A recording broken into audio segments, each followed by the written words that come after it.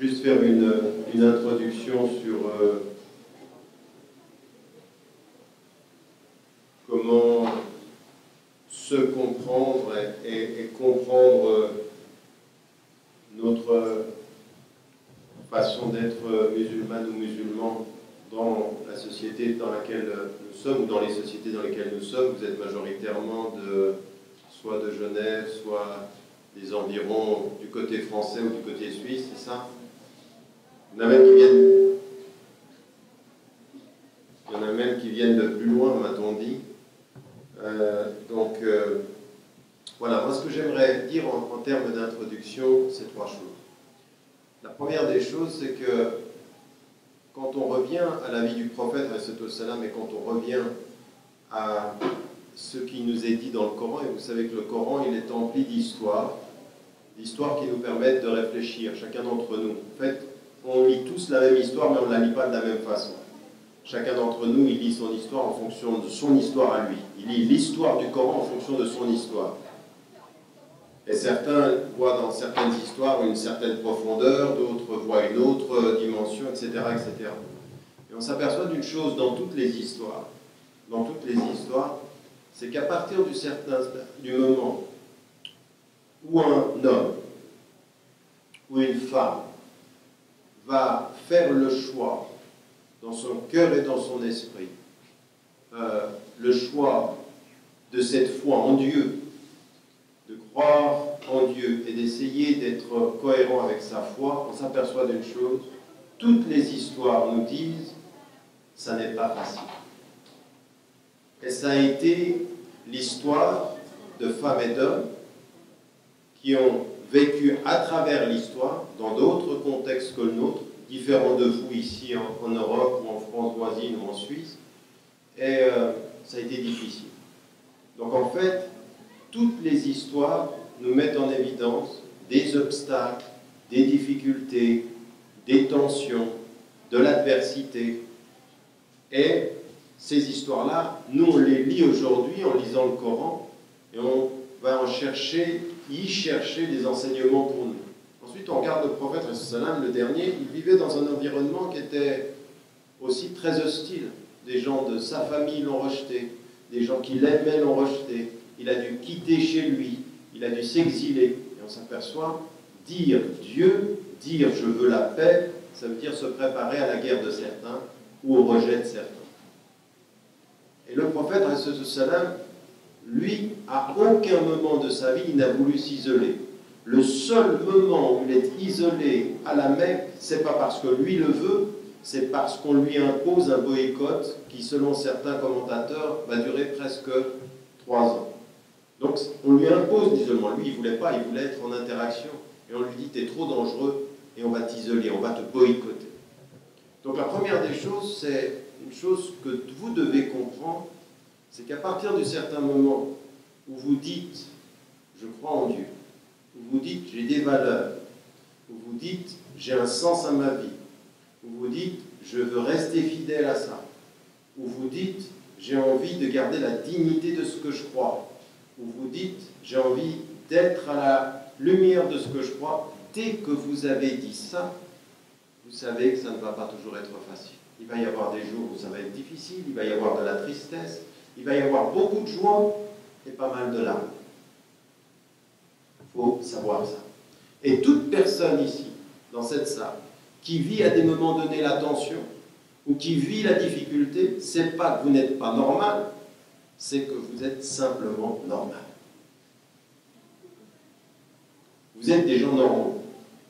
S'il y en a un dans cette salle qui, lui, n'a pas de problème, tout va bien, facile, qui peut vous dire easy, lui, c'est un problème. C'est lui qui n'est pas normal.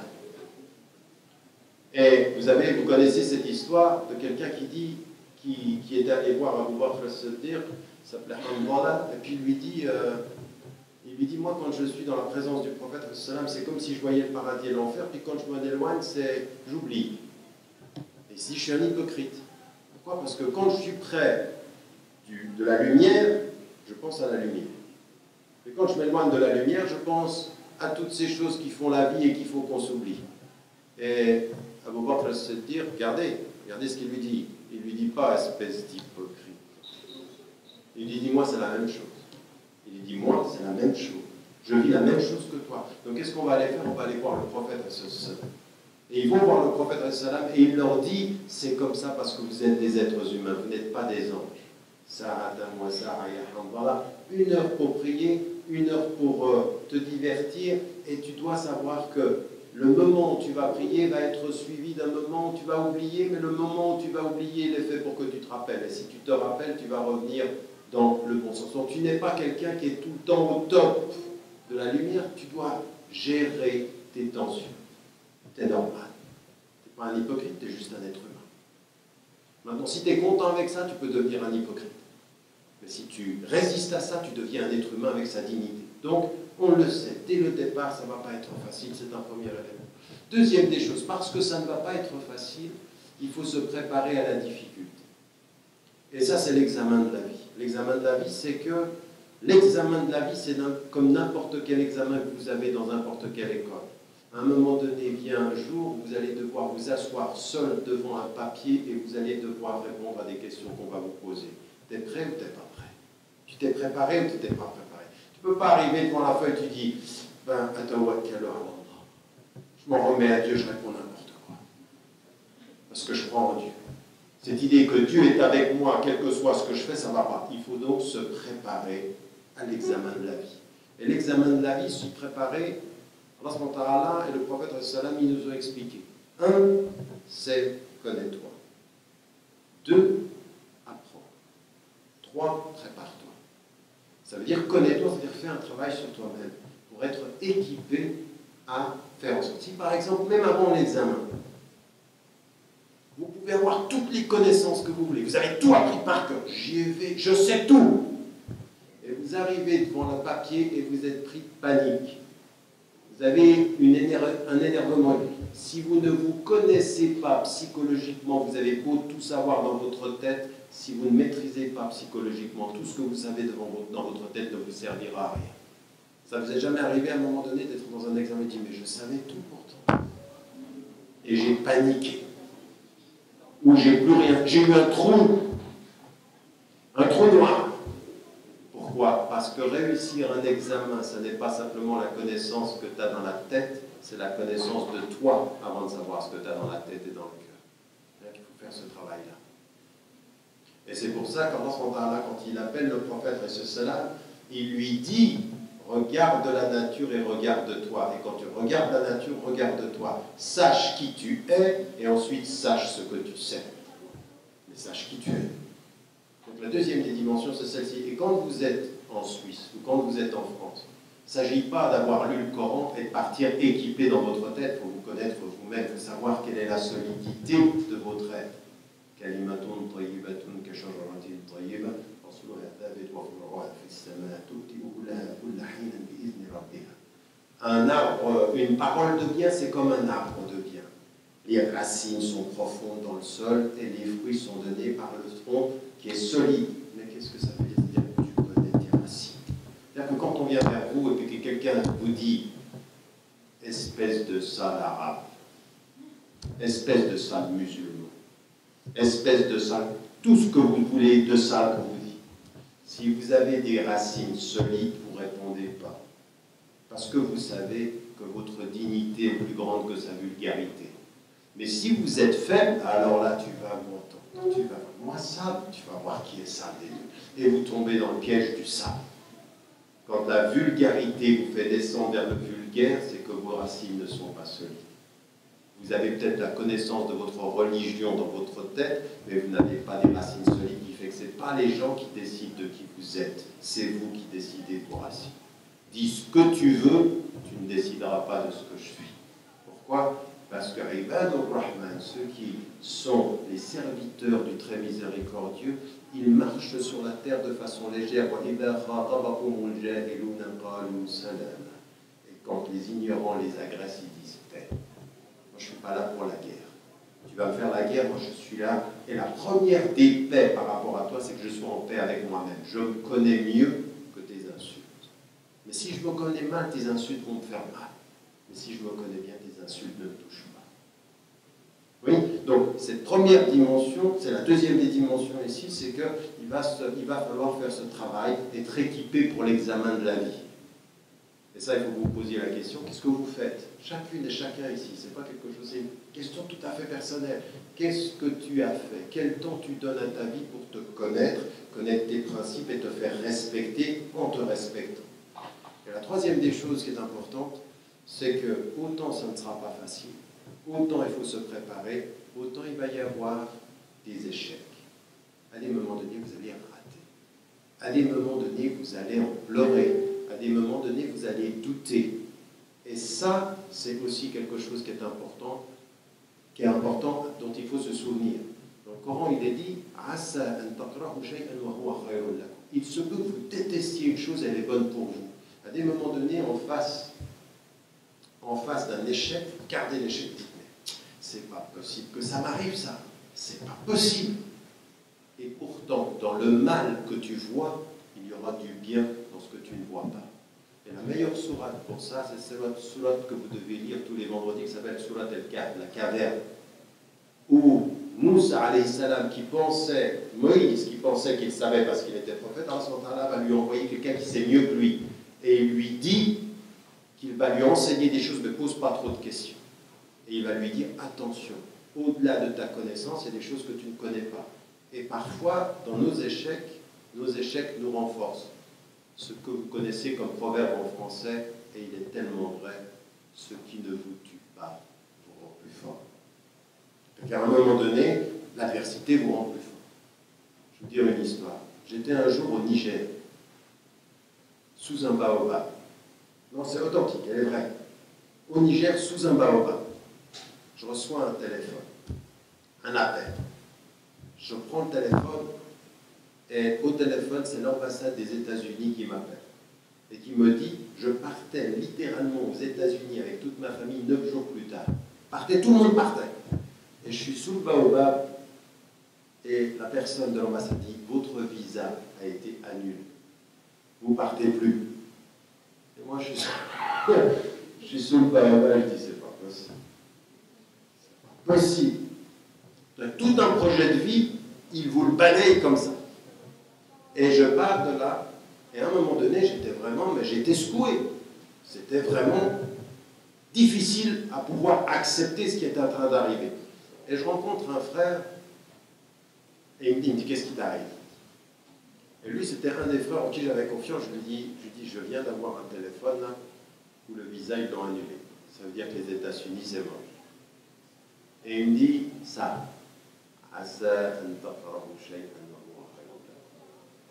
ce qui t'arrivera, c'est mieux que ça. Ça, c'était en 2004, ça fait exactement 10 ans.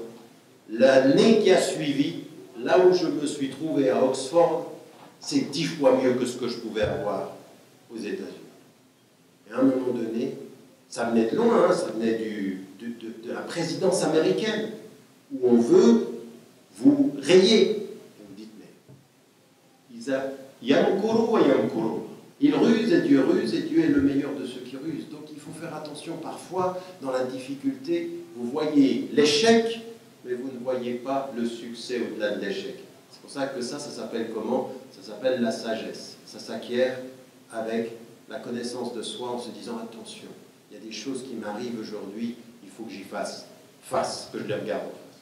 Ayant dit ces 3 premiers éléments-là, on en revient à vous en vous disant écoutez, vous êtes tous ici dans une situation où quel que soit votre degré de pratique, ceux qui sont en train de commencer à prier, ceux qui ne sont pas encore en train de prier, ceux qui jeûnent, ceux qui commencent à jeûner, ceux qui sont dans une pratique rigoureuse, chacune ici et chacun dans cette salle, on a tous des difficultés. On essaye comme on peut de rentrer dans une pratique régulière. Débarquement systématique. Donc, on a tous ces difficultés-là. À partir d'un certain moment, il faut savoir que ça, c'est la vie, et que chacune d'entre vous et chacun d'entre vous doit se préparer à ce test de la vie en se disant, mais de quoi j'ai besoin? Alors, si je regarde, moi je suis comme vous pour la majorité d'entre vous. Je suis né ici, je suis né en Suisse. Donc, j'ai été éduqué ici, Et j'ai essayé de me poser la question de savoir qu'est-ce qui peut faire qu'à un moment donné, vous puissiez être solide, comme cet arbre qui est solide, qui a des racines. Eh bien, il y a un premier élément qui est important, c'est que chacune et chacun d'entre vous, vous devez vous poser la question, quelles sont les forces que j'ai et quelles sont les faiblesses que j'ai. Mais réellement, regardez ceci. C'est-à-dire que les forces que j'ai, c'est, vous ne vous rendez pas compte déjà, le fait que vous soyez ici aujourd'hui, le fait que vous puissiez aller à l'école, le fait que vous puissiez avoir accès à la connaissance, le fait que vous puissiez avoir une famille, le fait que vous puissiez avoir des gens qui aiment, malgré toutes les difficultés, parce que ça peut être difficile avec votre maman, ça peut être difficile avec votre papa, ça peut être difficile avec votre entourage, regardez les points positifs de ce que vous avez.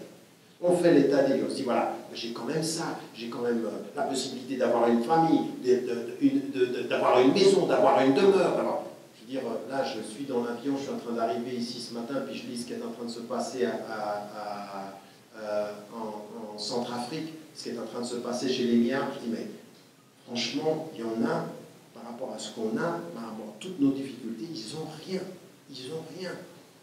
Dans certaines situations en Afrique, on fait 3 heures pour aller à l'école. On a quand même un certain nombre de choses. Donc il faut faire le plan. Ensuite, il faut le bilan de toutes ces choses-là. Ensuite, il faut regarder soi-même. C'est-à-dire qu'on est peut-être dans l'acquisition de la connaissance, on a de la peine à se concentrer, on est psychologiquement fragile, on est influençable par ce que les gens font, on fait très attention à ce que les gens pensent de nous.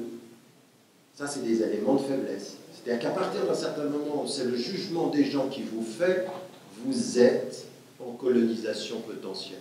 Vous savez, il y a 2 colonisations, la colonisation politique et la colonisation intellectuelle. Quand quelqu'un vous colonise l'esprit, il vous colonise encore plus dangereusement que quelqu'un qui colonise un pays. C'est-à-dire dès qu'on vous a pris la tête et qu'on vous colonise par le jugement et tout ceci. Donc, à partir d'un certain moment, il faut se connaître.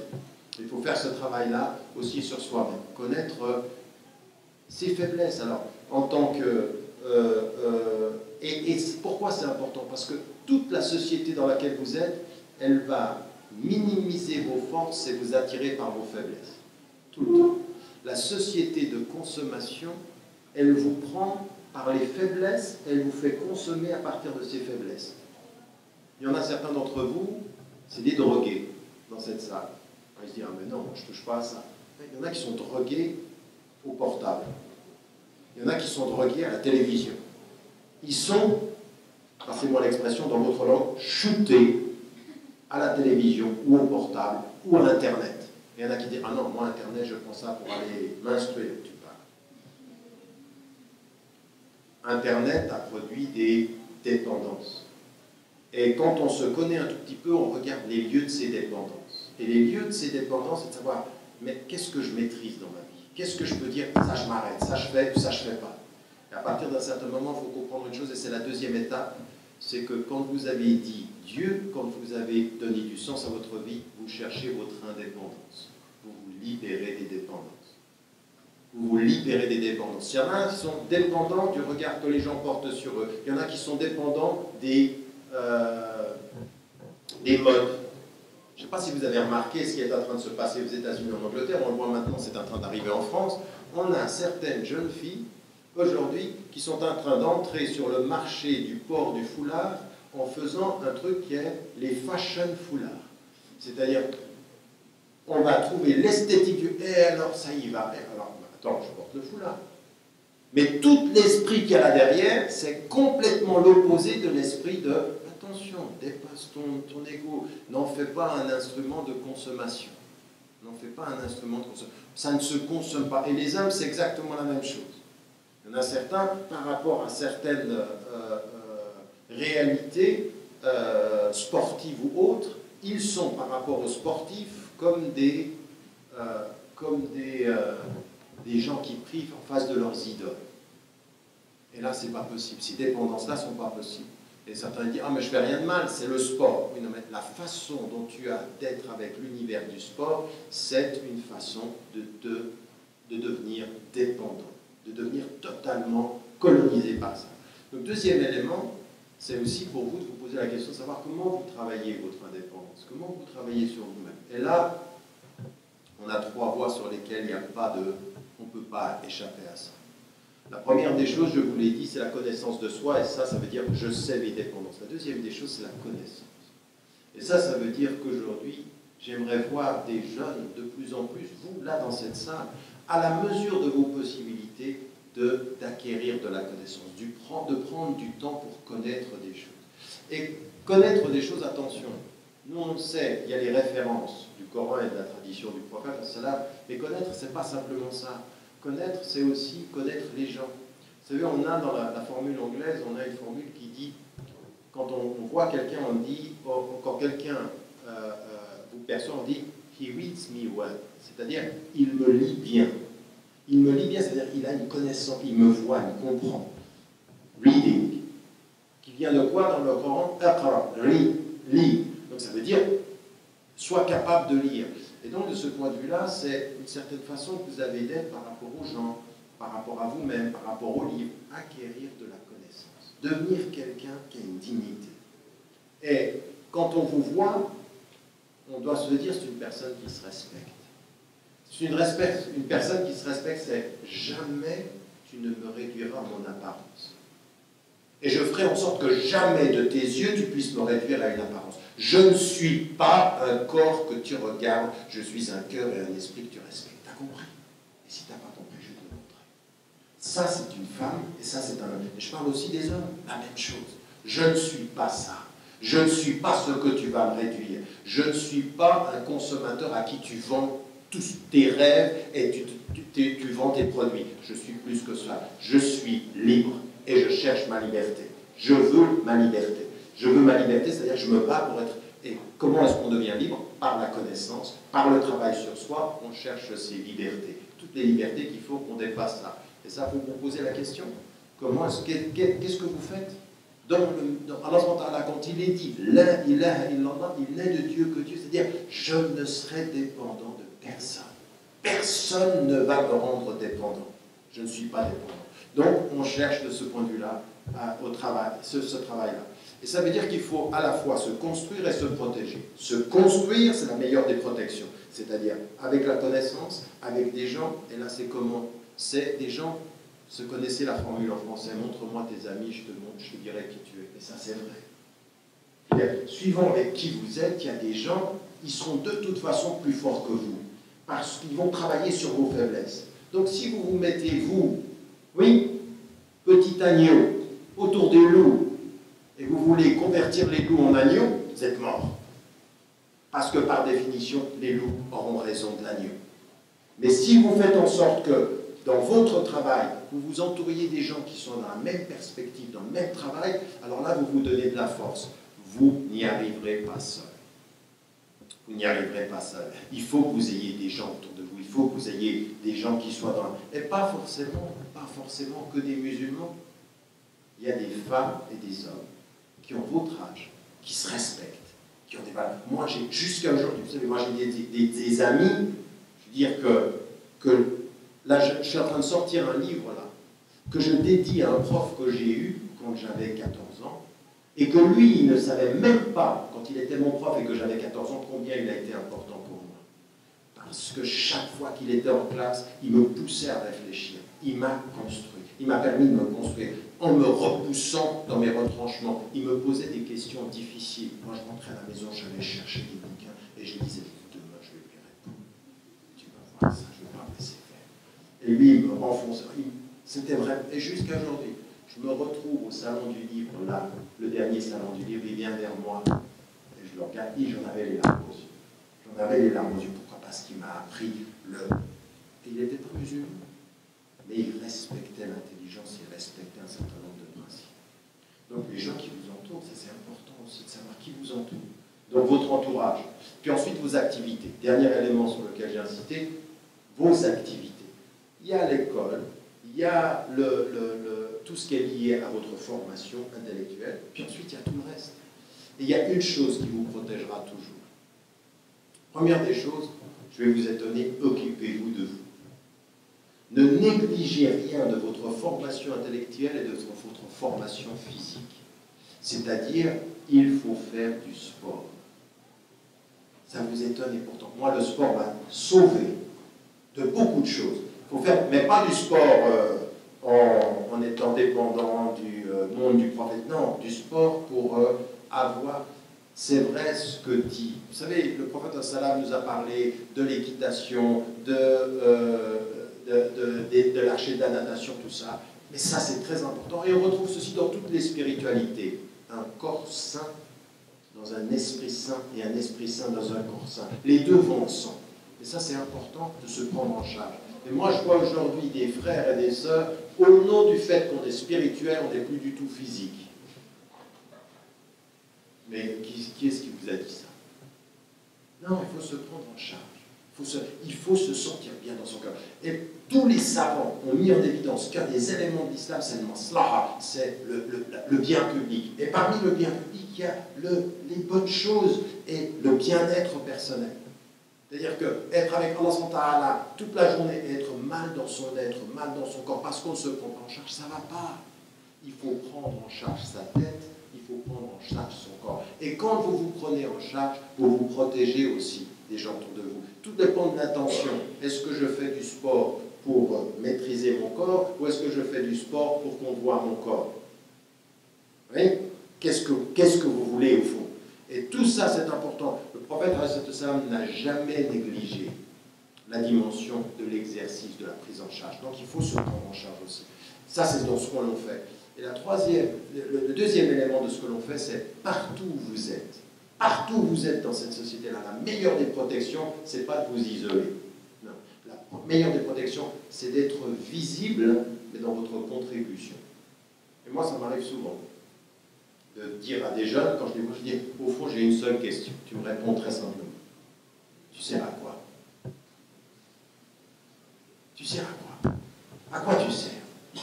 Est-ce que là où tu es, ta présence, c'est juste une personne qu'on voit parce qu'elle se met en scène esthétiquement, ou est-ce que la personne que l'on voit, c'est une personne qui sert les hommes utilement?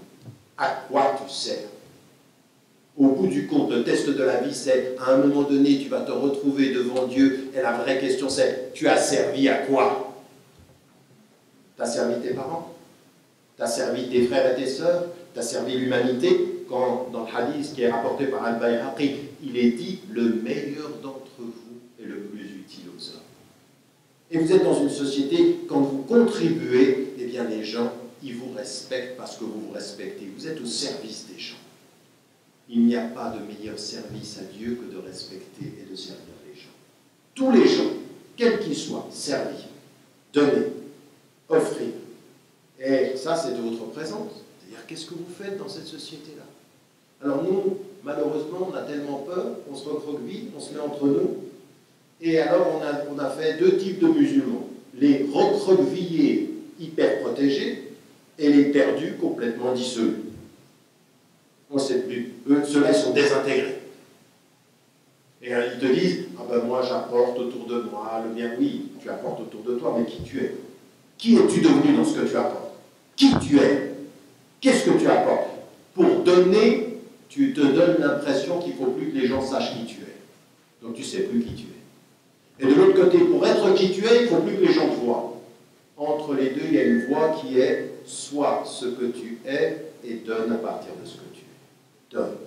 Offre aux gens la qualité de ta présence, la dignité, la politesse, le respect de soi, quelqu'un qui a des valeurs. Et les gens, ils vous respectent pour ça et ça nous permet... Parce qu'on ne peut pas toute sa vie avoir l'idée que le musulman, il doit être détesté de tout le monde. Et il faut pouvoir parler de tout. Moi, des fois, quand je passe à la télévision, j'ai des gens qui viennent vers moi et me disent « Mais pour qu'est-ce que tu allé faire dans cette émission? On n'y parlait pas d'islam. » Comme si un musulman, chaque fois qu'il intervient à la télévision, il faut qu'on parle d'islam. Non, on parle de la liberté, on parle de... Même du foot, même du sport, même de n'importe quel sujet, il faut qu'on soit là et qu'on ait quelque chose à apporter. Posez-vous la question, vous les jeunes, à quoi vous servez? Et ça aussi, Allah subhanahu wa ta'ala, votre relation à Dieu, c'est une des principales questions. Quand on est avec Dieu, on sert à quelque chose. Et on sert quelqu'un. Donc si tu veux m'imposer, je vais résister. T'es mon papa, t'es ma maman, je t'aime, mais là je ne suis pas d'accord. Parce qu'il est dit dans le Coran, وَإِنْ جَاهَدَاكَ عَلَىٰ أَنْ تُشْرِكَ بِي مَا لَيْسَ لَكَ بِهِ عِلْمٌ فَلَا تُطِعْهُمَا. Si tu t'imposes de faire quelque chose ou d'associer à Dieu quelque chose dont tu n'as pas connaissance, ne leur obéis pas. Pourquoi? Parce qu'à un moment donné, il y a des choses qu'il faut que vous fassiez respecter, mais toujours dans la politesse, pas comme certains. Vous ne sortez pas de cette salle-là, vous rentrez à la maison et dites j'ai entendu Tariq, tu vas voir. J'ai pas dit ça. Commencez pas, non, parce qu'il y en a qui sont des spécialistes. C'est des spécialistes de la moitié d'une phrase, ils rentrent à la maison et je deviens responsable de la dissension familiale. Je n'ai pas dit ça. J'ai dit, si on vous demande et on vous impose de faire des choses qui ne respectent pas vos droits, vous devez vous faire respecter. Et vous devez respecter les gens, les parents, votre maman et votre papa, tout en disant, non, je ne peux pas me marier ou je ne peux pas faire quelque chose qui soit contre, par exemple, même dans le choix d'un métier. Vous avez parfois des pressions, tu vas faire ça. Mais non, ça ne m'intéresse pas. Il y en a certains d'entre vous, ils ont peut-être envie de faire de la littérature. Et votre papa, il a envie que vous soyez médecin. Il dit, mais non, je ne vais pas faire médecin pour faire plaisir. Je vais faire littérature pour être bien avec moi-même. Ça se discute. Vous faites attention dans vos familles.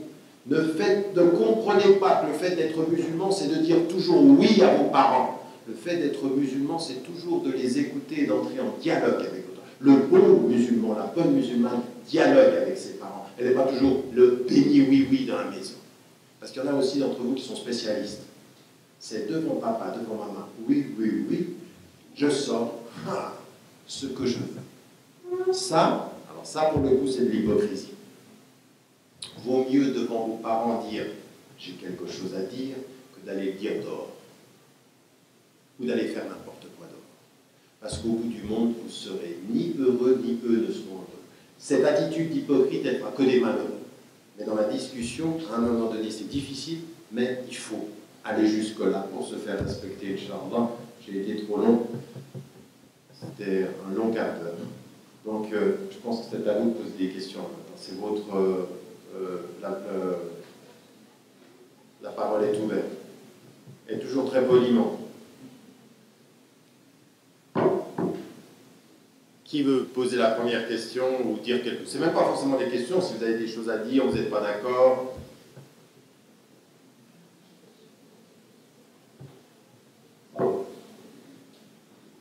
Oui, allez-y. Vous me dites la question et je la répète.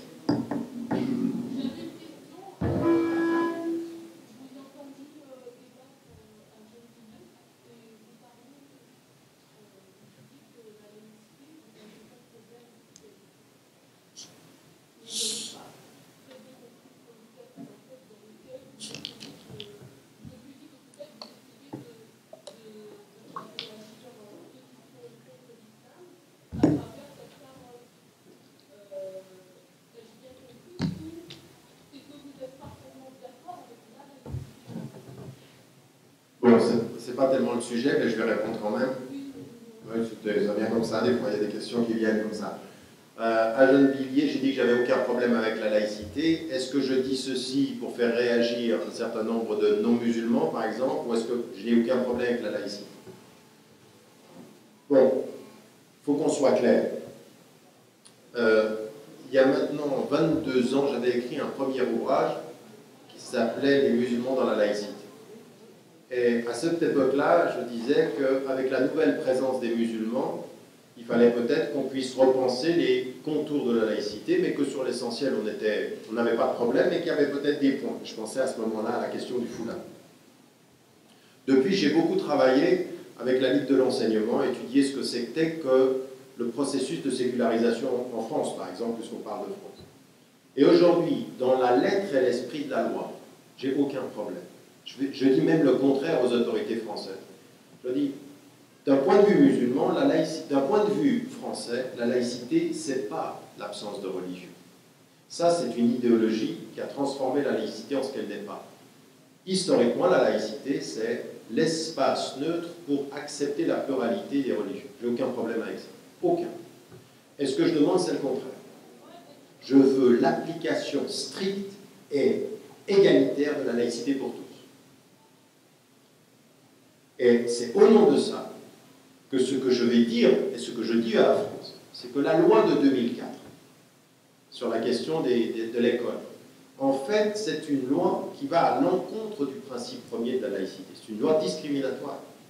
Mais aujourd'hui, et on nous la présente comme étant l'expression de la laïcité. Non, c'est une réduction de la laïcité au principe de la visibilité. Mais en fait, si on suivait le Conseil d'État, 1988-1989, il disait qu'il n'y a aucun problème sur la question du foulard avec le cadre laïque. C'est en fait des idéologues qui font en sorte de transformer la laïcité. Et on a énormément d'alliés, Émile Poulain, Poussinès, Jean Beuveron, qui sont des gens, là je viens de finir un livre avec Edgar Morin, il a la même position, il dit mais c'est une réduction de la question de la laïcité, c'est une lecture idéologique. Moi je n'ai aucun problème avec la laïcité si et seulement si elle est lue égalitairement et dans sa lettre et dans son esprit, pas comme on fait aujourd'hui où on transforme les choses.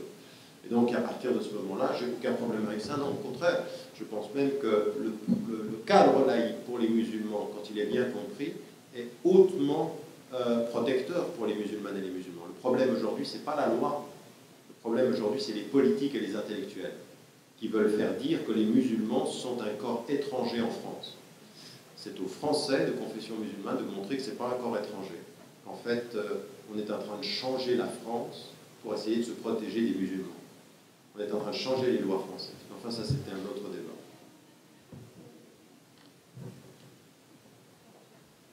Oui.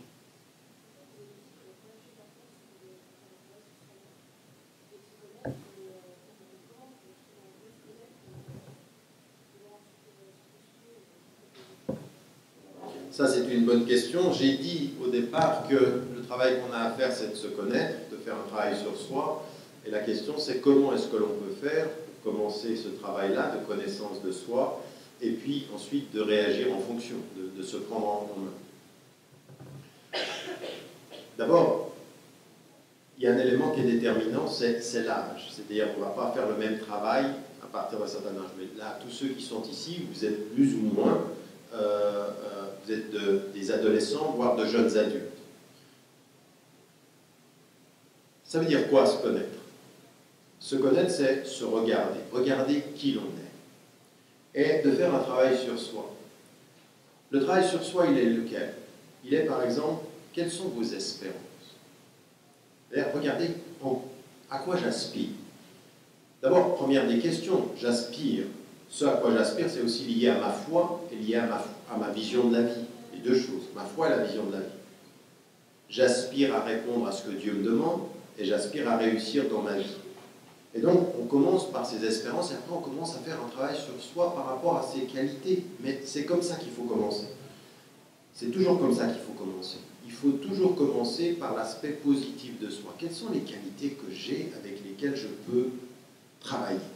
C'est-à-dire, et ça, ce sont des qualités pas uniquement intellectuelles, c'est des qualités de générosité, c'est des qualités de patience, c'est des qualités... On commence à se regarder, on prend du temps pour soi. Oui. Moi, souvent, je dis, même à mes étudiants, quand on est, même moi-même, je veux dire, on est souvent en train de à gauche, à droite, on dit, prends soin de toi. Vous connaissez cette formule en français? Prends soin de toi. Ça veut dire, prends du temps pour toi. Prends du temps pour te poser des questions, mais quelles sont les qualités que j'ai? Puis ensuite, quels sont les défauts potentiels? Les défauts potentiels, ça veut dire parfois le manque de patience, parfois le manque de concentration, l'incapacité à lire. Et on fait un espèce de travail sur soi en essayant de se regarder par rapport à ça. C'est même par le regard des autres qu'on peut l'avoir quand on discute avec les gens, comment ils nous perçoivent, comment ils peuvent nous renvoyer une image aussi. Ça, c'est aussi important. Quatrième des choses. 1, mes qualités. 2, mes défauts. 3, le regard que les gens ont. 4, mes dépendances. C'est-à-dire, qu'est-ce que je ne maîtrise pas en moi? Qu'est-ce qui est plus fort que moi à un moment donné par rapport au temps? Le temps qui passe, la télévision, la consommation, le physique, les gens, les opinions. Et on fait ce panorama. Et à partir d'un certain moment, on commence à travailler sur soi étape après étape. C'est-à-dire qu'on commence à avoir une discipline de vie. C'est-à-dire, on se donne du temps dans la lecture par rapport à la pratique religieuse aussi. C'est-à-dire qu'on ne peut pas d'un jour au lendemain, on ne faisait rien hier, on va tout faire un jour. On commence peu à peu à se prendre en charge. C'est-à-dire qu'on se donne un temps de lecture, on se donne un temps même par rapport à sa prière, par rapport au jeûne. On commence à se prendre en charge à la lumière de tout ceci. Et puis le 5e élément de tout ça, c'est son entourage. Les gens qui sont avec vous dans votre vie, qui vont vous permettre d'évoluer à partir de ça. Ça, c'est un travail qui se fait. Personne ne le fera d'autre que toi. Toi, en te regardant dans le miroir. Alors, il y a certains qui se regardent dans le miroir et voient leur face. Et il y a une façon de se regarder dans le miroir qui est de voir l'intérieur. En littérature française, Balzac disait des choses qui étaient très très vraies. Il disait, regardez les traits du visage d'un être et vous y verrez sa psychologie. Il y a beaucoup de nous dans nos traits extérieurs. Et quand on se regarde, nous, avec l'œil du cœur, parce que ce qu'est la foi, c'est l'œil du cœur, quand il est dit la tranquillité, c'est avec le souvenir de Dieu que s'appellent les cœurs, c'est regarder au-delà de son apparence physique, qui on est vraiment, et de commencer son cheminement, se prendre en charge, se libérer des dépendances, commencer à insister sur ses qualités, commencer à contribuer dans la vie dans laquelle on est, une certaine façon de parler, ça aussi, c'est très important, ça commence par des petites choses. Vous voyez que des gens commencent à changer dans leur façon de parler. Il y a des gens, quand vous les voyez, ils ont une vulgarité. Il y a une vulgarité dans le propos, il y a une vulgarité dans la gestuelle, il y a une vulgarité dans le regard. Ça commence comme ça. C'est des petits détails qui commencent, sur lesquels on travaille, et puis peu à peu, on commence à évoluer dans son comportement, dans sa pratique religieuse et dans sa relation aux gens. Et puis, on commence comme ceci à essayer de chercher qu'est-ce qui peut faire ma force. Qu'est-ce qui peut faire ma force? Il y a toujours, écoutez bien ceci, il y a toujours en vous une force que vous ne soupçonnez pas qu'il faut chercher. Il y a toujours quelque chose en vous qui puisse vous donner une solidité que vous devez trouver. C'est quand vous êtes en accord avec vous-même. Donc de ce point de vue-là, il faut... Et puis aussi ce que vous aimez. Vous aimez la littérature, vous aimez l'art. Après, vous aimez... Quelle que soit la chose que vous aimez, il n'est pas interdit d'aimer une expression à partir du moment où vous lui donnez un contenu qui soit juste, un contenu qui soit transparent, un contenu qui ne soit pas vulgaire, un contenu qui soit moral. Et donc ça, c'est votre travail. Donc ça commence déjà à se prendre en charge personnellement et de se donner du temps, de ne pas s'oublier. Vous prenez juste une chose, il y a un verset de Surat al-Hashr, un verset qui dit la chose suivante. Ya ayyuhalladhina amanu la takunu, non, il n'y a pas, ça c'est un verset avant, mais là, la takunu kalladhina nasullaha fa ansahum anfusahum. Ne soyez pas comme ceux qui ont oublié Dieu, Dieu a fait en sorte qu'ils s'oublient eux-mêmes.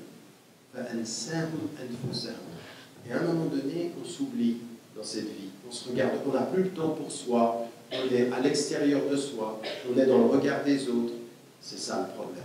Le problème, alors ça c'est la dépendance ultime, c'est-à-dire on n'est plus personne, on est ce que les gens font de nous, on est ce que la société fait de nous. Et puis il y en a certains qui sont devant leur ordinateur, comme ça ils disent mais ils me prennent pour un idiot, mais c'est une grande manipulation. Mais il reste quand même devant l'ordinateur et il est vraiment un idiot. Vous voyez ce que je veux dire? À un moment donné, on pense avec notre être sorti de la dépendance quand on la vit. C'est exactement comme certains dans les banlieues qui viennent vers nous, ils disent moi je ne suis pas du système. Le système, je suis contre, c'est tous des vendus. Et ils s'habillent, c'est le système. Nike, il boit Coca, il fait... C'est le système personnalisé et qui pense qu'il est plus fort que le système. Ça, il faut faire très très attention. C'est là où il faut faire un travail sur vous et commencer étape après étape.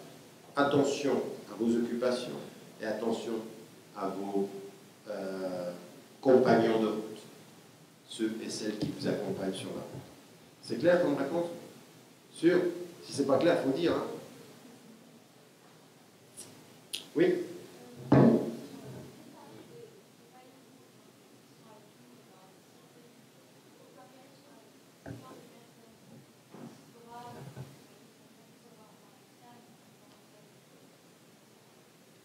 Attendez, il se braque comment? Donnez-moi un exemple.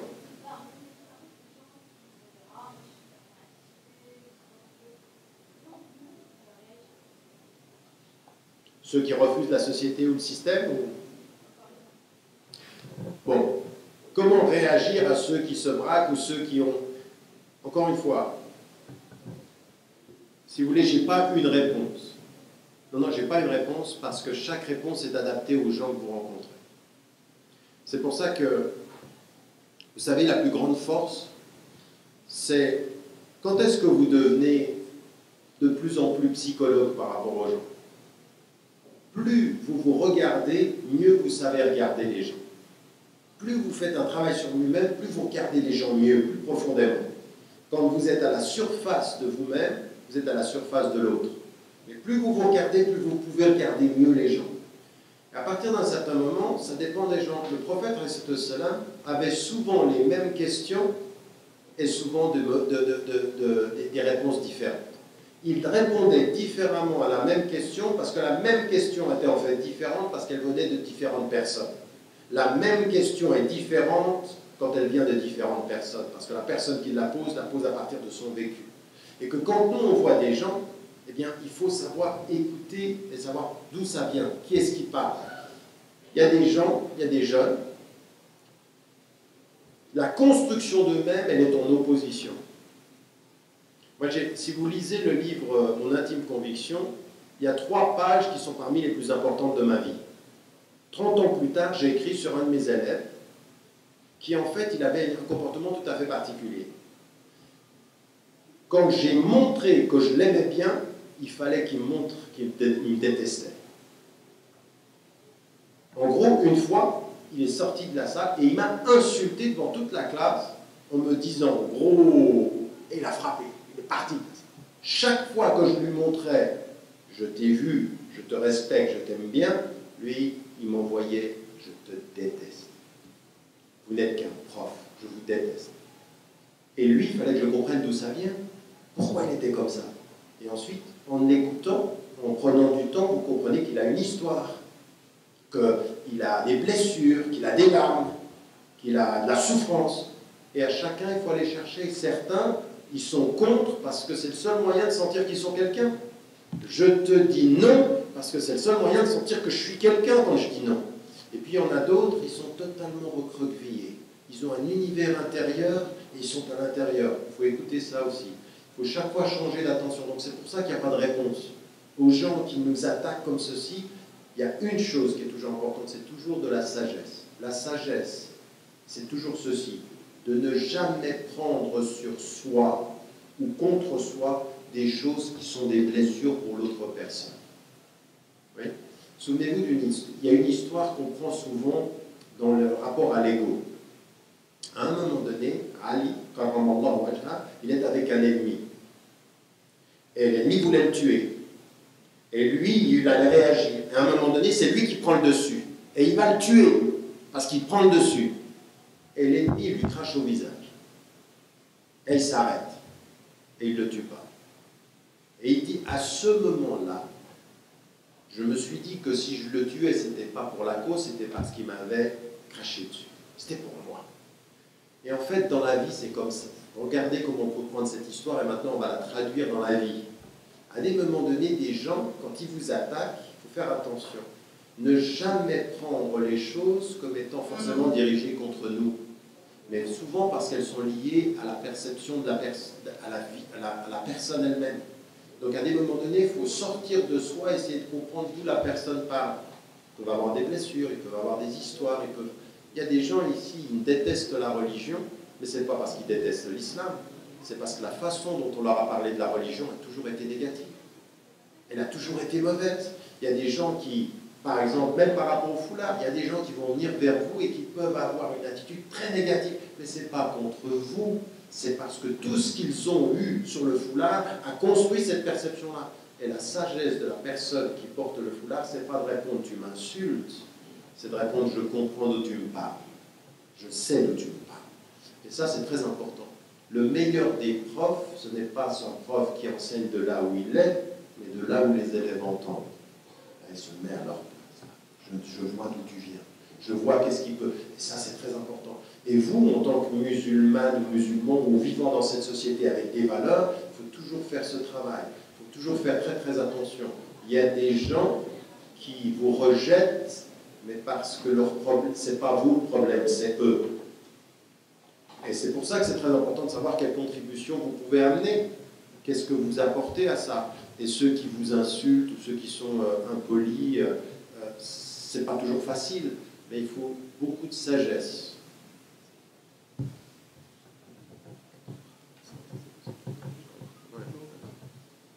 C'est clair la réponse? Vous êtes gentil avec mes réponses. C'est toujours très clair, quoi.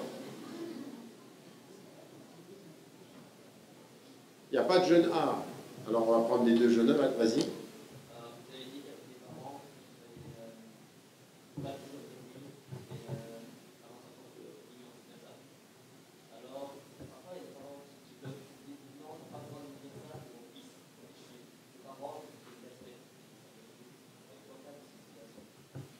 Ça, c'est une bonne question. Parfois, quand on est avec des parents, eux, ils comprennent le respect. C'est quand je parle, tu écoutes et tu me respectes.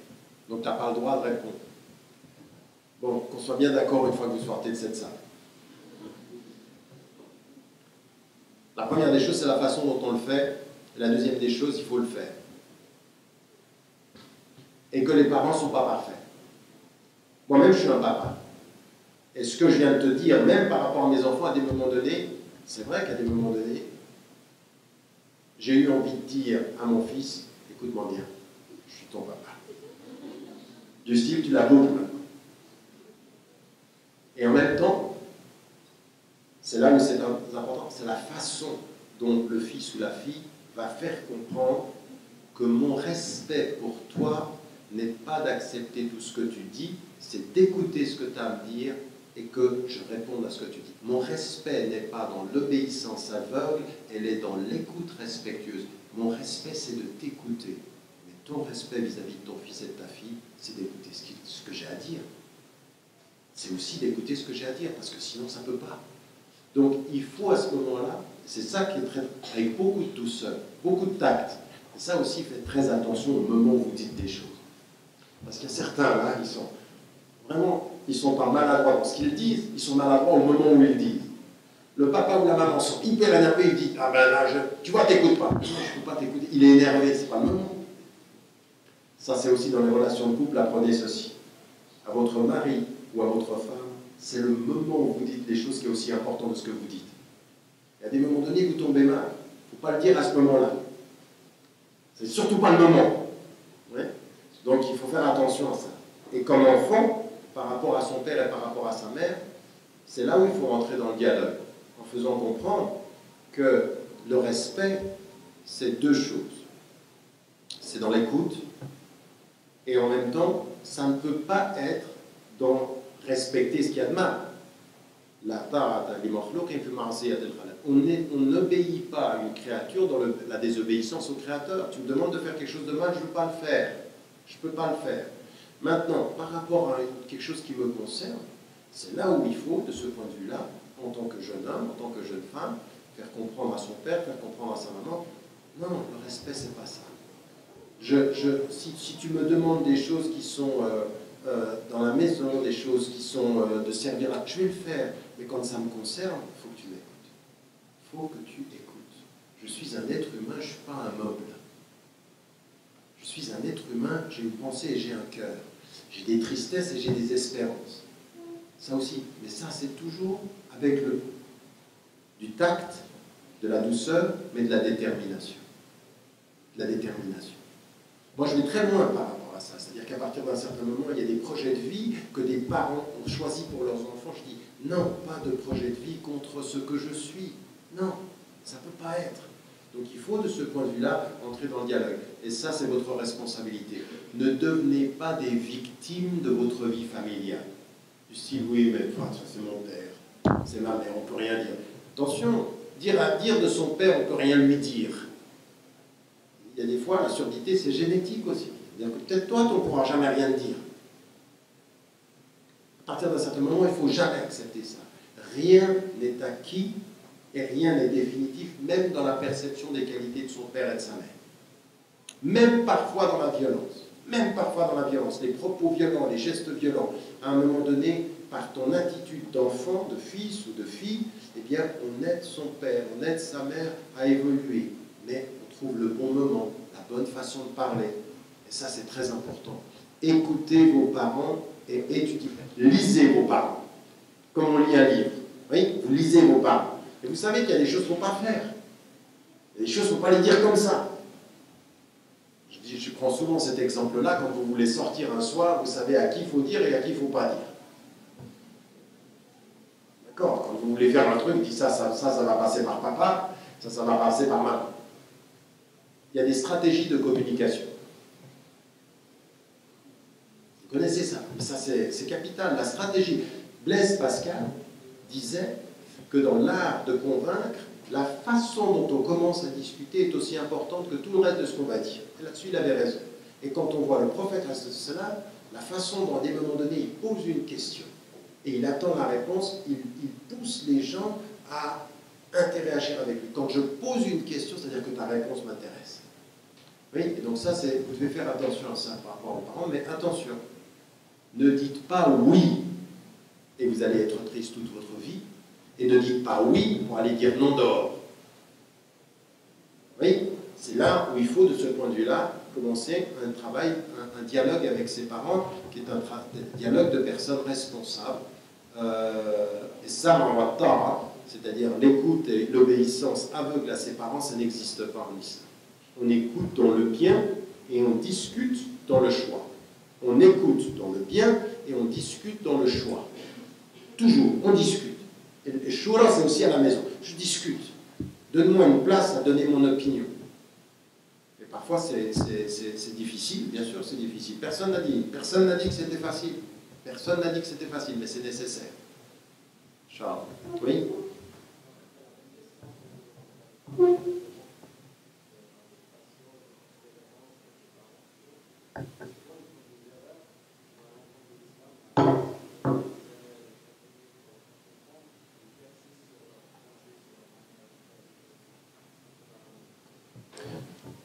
Oui, alors, là aussi, ça c'est très important.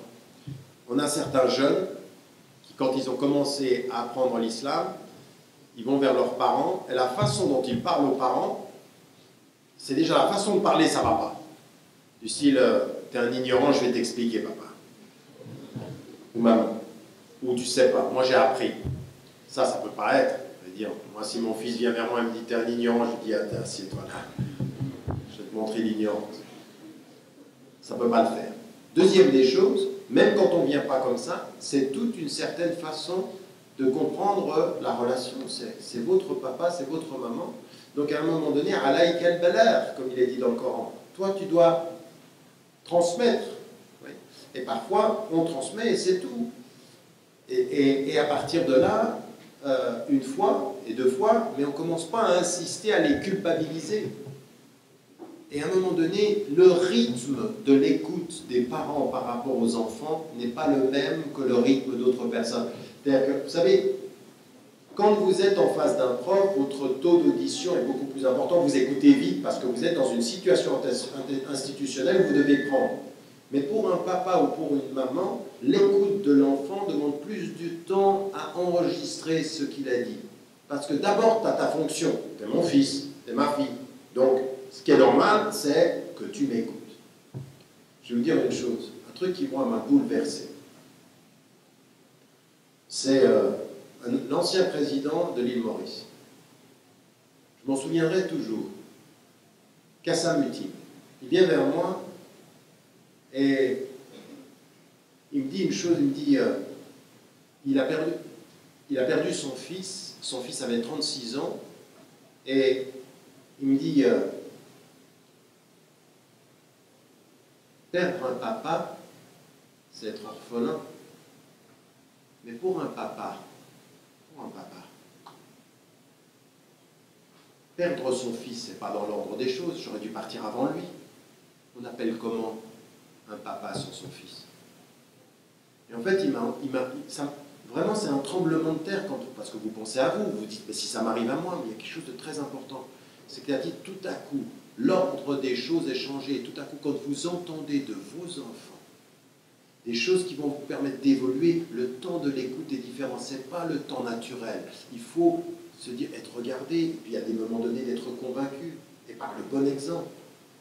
Je suis devenu un bon musulman, et l'islam que j'ai intégré fait en sorte que je suis meilleur enfant, pas meilleur juge. Je ne suis pas ton juge, papa, je ne suis pas ton juge, maman, mais je suis encore meilleur enfant.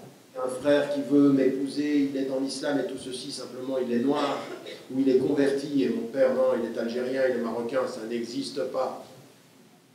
Ben non, on n'accepte pas. Il n'y a rien en islam qui différencie un être par la couleur ou par le passé. Une fois qu'on est musulman ou une fois qu'on est dans ce travail-là, il n'y a rien qui puisse différencier par la couleur, parce que ça n'existe pas. Et donc, il faut de ce point de vue-là, par le dialogue, par la persévérance, aider les parents à évoluer. Mais voyez la psychologie qu'il faut. C'est c'est difficile pour un papa et pour une maman d'entendre son enfant lui enseigner ce qu'il aurait dû recevoir du père et de la mère. C'est pas facile. Donc si tu viens avec une once d'arrogance, tu ne vas pas aider. C'est plutôt le contraire. Montrer que ce que tu sais te rend plus humble par rapport à eux. Parce qu'au fond, si tu sais vraiment, tu comprends que ton paradis passe par eux. Et il y en a certains, ils font comprendre à leurs parents que ce n'est pas par eux que passe son paradis, mais c'est que par lui que passe leur jugement. C'est pas pareil. Vous avez vu parfois des papas et des mamans qui disent « Mais qui tu es toi pour venir? Attends, tu étais tout petit. » C'est pas facile. Ça, la pondération. Vous savez, il faut que vous appreniez dès votre jeune âge la délicatesse psychologique. La délicatesse. Il faut être délicat. Délicat. Le prophète, quand il donnait la main, il ne l'enlevait jamais le premier. C'est de la délicatesse. Être délicat avec les gens. Délicat avec leur cœur. Un savant qui a commenté ce verset en disant « Pour vous qui portez la foi, n'entrez pas dans la demeure de quelqu'un sans avoir demandé la permission et salué les gens. » Et il dit « Tu sais ce que c'est ça? C'est pas la demeure comme ça, c'est le cœur des gens. N'entrez pas dans le cœur des gens sans avoir demandé la permission et saluer. Saluer les cœurs. J'entre avec délicatesse. » Et à votre âge, les jeunes là, on a envie de jeunes qui soient plus solides intellectuellement et plus délicats psychologiquement. Je répète, plus solides intellectuellement et plus délicats psychologiquement et spirituellement, de la délicatesse. De la délicatesse. Raison pour laquelle, parmi les grands mystiques, quand on venait vers eux et qu'on leur disait « J'ai envie de te servir et de suivre ta voie, mon maître », ils disaient « Tu sais ce que tu vas faire? Tu vas aller servir les pauvres pendant 2 ans, ensuite tu reviens vers moi. Va servir les derniers des derniers, ensuite tu pourras essayer d'être le premier. Mais si tu ne sais pas être délicat avec les pauvres, tu ne seras pas dans la démarche de sortir de ton égo. C'est des choses qui sont importantes aussi. J'ai une dernière question. Il y a une dernière question? Oui?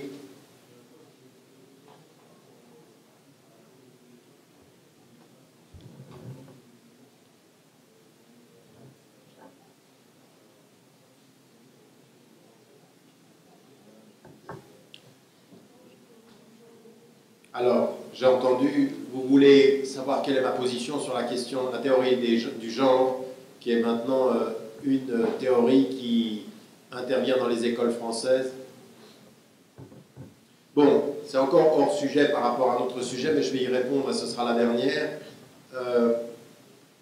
La réponse du ministère de l'Éducation, puis même de Najat Vallaud-Belkacem, qui disait non, il n'y a pas la théorie du genre. On a en fait un certain nombre de gens qui sont des spécialistes de cette question, de la tradition athée, agnostique, chrétienne, même juive, qui ont montré en évidence qu'on n'utilise pas le mot, mais en fait c'est la même substance de l'enseignement. Et en fait, qu'est-ce que c'est? L'idée, c'est une idée du constructivisme, c'est-à-dire que votre appartenance à un genre particulier est liée à la construction sociale. En fait, il n'y a pas grande différence entre étant une femme et entre être une femme ou être un homme, c'est la société. Et donc le meilleur moyen, c'est qu'on intervienne dans les livres scolaires et puis qu'on fasse comprendre à une jeune fille que c'est très très bien de pouvoir jouer à la voiture, aux garçons que c'est bien de jouer à la poupée, qu'en fait c'est en les poussant à cela qu'on va amener à une égalité des genres. D'un point de vue de toutes les traditions spirituelles et religieuses, pas simplement la nôtre, mais toutes, mais également de philosophie, et même de psychologues, et même de gens qui se sont penchés sur le sujet. Il y en a certains qui sont à l'opposé, qui disent non, c'est une question d'essence. On est femme, on est... Alors il y a la fameuse formule de Simone de Beauvoir qui dit on ne naît pas femme, on le devient. Donc c'est la société qui nous fait devenir femme par des constructions. Nous, en tant que musulmans, On dit les deux. On dit il y a une essence féminine et une essence masculine. Et donc il faut accepter ce que la biologie nous enseigne. Plus que ça encore, les neurosciences aujourd'hui sont en train de nous livrer sur le fonctionnement cérébral des choses qui sont phénoménalement importantes. Mais des choses qui bouleversent tout d'ailleurs. Qui nous font même revoir le Coran dans notre façon de lire le Coran. Pourquoi en fait dans le Coran, Allah subhanahu wa ta'ala, il commence par c'est les femmes qui protègent l'homme et l'homme qui protège. Elles sont une protection pour vous et vous êtes une protection pour elles. Pourquoi la protection commence par l'homme? Les neurosciences aujourd'hui nous disent le contraire de ce qu'on a pensé pendant des siècles. Les neurosciences nous apprennent aujourd'hui qu'en termes psychologiques, les femmes sont plus solides que les hommes, moins fragiles. Et que c'est les hommes qui sont fragiles. Mais que ce qui nous trompe, c'est que les femmes sont plus solides, mais elles parlent davantage. Et que les hommes sont moins solides, mais eux, ils se taisent. Eux, ils rentrent à l'intérieur. Parce que la construction sociale fait, je parle moins, mais ça ne veut pas dire que je suis plus fort. Et que les femmes sont psychologiquement beaucoup plus équipées à la souffrance, aux difficultés psychologiques, elles l'expriment plus. Le taux de les mots, je crois que c'est 6 fois plus de mots exprimés par une femme par jour qu'un homme. Alors on ose dire, regarde, ça, la fragilité, elle n'arrête pas de parler. En fait, c'est le contraire. Son expression verbale ne dit pas sa fragilité psychologique. Et ça, tout à coup, vous revenez au Coran, et dans les deux cas, Allah subhanahu wa ta'ala, il commence par la protection de l'homme. Elle vous protège. Le fragile, en gros, le sexe faible, psychologiquement, c'est pas la femme. C'est pas la femme. Et que le Coran, de ce point de vue-là, ça vous amène à relire ça et dire, tiens, c'est étonnant, il n'y a pas de hasard dans la construction des versets. Donc nous, ce que l'on pense, c'est qu'il y a une essence biologique et qu'il faut l'étudier. Mais on pense aussi qu'il y a des constructions culturelles. Que par exemple, dans certains textes lus par des musulmans à une certaine époque du Coran, vous vous dites, le culturel a projeté sur le Coran. C'est ce que j'appelle la projection culturelle. Dans un livre qui s'appelle la Réforme radicale, j'ai dit qu'il y a certains savants, ils ne lisent pas le texte comme il est, ils projettent culturellement. Et vous avez des gens, Tabari, vous avez Al-Qarafi, vous avez Abu Hamid el-Ghazali, quand vous lisez ce qu'ils disent sur la femme, ce n'est pas le Coran qui dit ça, c'est leur culture. Qui vous disent que dans la relation de l'homme et de la femme dans le mariage, ça peut être comme la relation du maître et de l'esclave.